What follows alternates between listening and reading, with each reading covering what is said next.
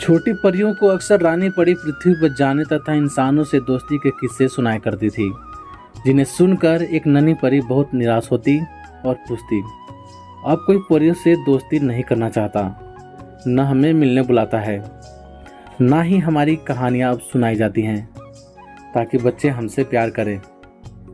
रानी परी उसे समझाती कि अब बच्चों के खेल बदल गए हैं, टीवी और मोबाइल ने उनका ध्यान अपनी ओर खींच लिया है।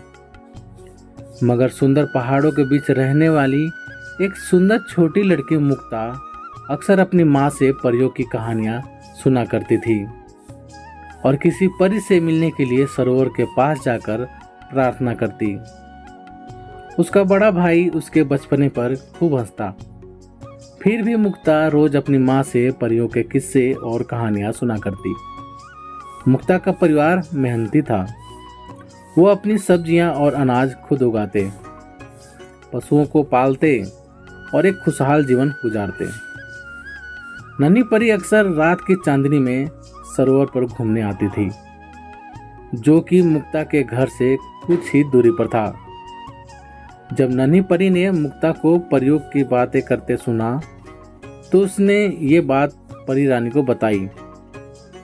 मगर रानी परी ने उसे समझाया, अब मानव पहले से काफ़ी लालची और मतलबी हो गया है, इसलिए किसी से दोस्ती करने की कोई आवश्यकता नहीं। मगर फिर भी नन्ही परी कभी तितली बनकर मुक्ता के आसपास घूमती, कभी चिड़िया का रूप बदलकर पेड़ पर बैठकर उसे खेलते हुए देखती रहती। एक दिन भागते समय मुक्ता को जब गहरी चोट लग गई तो नन्ही परी खुद को रोक नहीं पाई और अपने असली रूप में मुक्ता के सामने आ गई। उसने उस छोटी बच्ची को चुप कराकर घाव पर मरहम लगाया। मुक्ता एकटक उसके छोटे पैरों को देखती रही और चमकते सुनहरे बाल मानो उसे अपने वश में ले रहे थे। क्या तुम अब ठीक हो? एक सुरीली आवाज ने मुक्ता को झिंझोड़ा। मुक्ता ने सामने देखा और चिल्लाई, माँ। सामने मुक्ता के भाई और माता पिता को देखकर नन्ही परी डर गई और उड़कर वापस अपने घर पहुंच गई। अब मुक्ता रोज खेलते समय उस नन्ही परी को ढूंढती रहती और उससे दोबारा मिलने की जिद करती रहती। ये देखकर वो नन्ही परी रोज शाम के समय मुक्ता से मिलने आने लगी। वो दोनों आपस में बातें करती, कभी भागती कभी खेलती। एक दिन जब परी के इंतजार में मुक्ता बैठी हुई थी तो उसके भाई ने आकर मुक्ता को बताया कि आज जब वो सब्जियां बेचने शहर गया था तो कुछ खेल खिलौने लेकर आया था, जो कि उसने माँ की अलमारी में रखे हुए हैं। ये सुनकर मुक्ता खुशी से उछलकर घर की ओर चली गई। तभी नन्ही परी वहां पहुंच गई और मुक्ता को ढूंढने लगी। मगर ताक लगाए बैठा उसका भाई एक बड़ा जाल लेकर वहां पहुंच गया और नन्ही परी को कैद कर लिया। जल्दी मुझे इस मटके में सोना भरकर दो, आदेश के स्वर में मुक्ता का भाई बोल पड़ा। लेकिन मैं एक छोटी परी हूँ, मुझे ऐसा कोई जादू नहीं आता, कहकर वो परी रोने लगी। कोई बात नहीं, जब मेरी कैद से कोई बड़ी परी तुम्हें छुड़ाने आएगी तब उससे सोना लूँगा, तब तक तुम मेरी कैद में ही रहोगी। मुक्ता का भाई उसे वहाँ से उठाकर ले गया। रात के समय जब मुक्ता का भाई पानी भरने बाहर जाने लगा तब मुक्ता दौड़ी हुई उसके पीछे आई। मगर घर के एक छोटे से एक कमरे के कोने में कुछ चमकता हुआ देखकर ठिठक गई। जब भाई पानी भरकर लौटा तो उसने देखा घर बिल्कुल शांत था। उसने सब घर वालों को आवाज़ दी मगर किसी की आवाज़ उसे सुनाई न दी।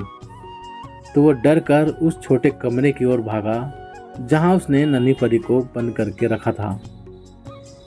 अचानक उसके पैरों को किसी चीज़ से बांध दिया गया और एक बहुत बड़ी आकार की परी उसको दिखाई दी। उस परी के हाथ में वही मटका था जो कि उसने नन्ही परी को दिया था।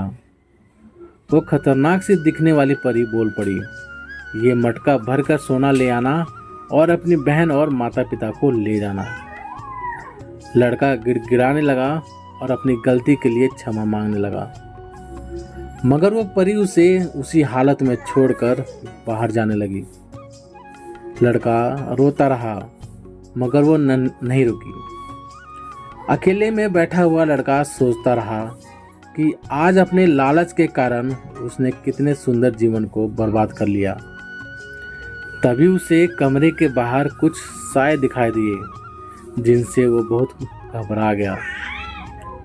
वो साए धीरे धीरे उसकी ओर बढ़े। अरे ये तो मेरे माता पिता हैं, वो खुशी से चिल्लाया। तभी मुक्ता और वो खतरनाक दिखने वाली परी भी कमरे में आ गए।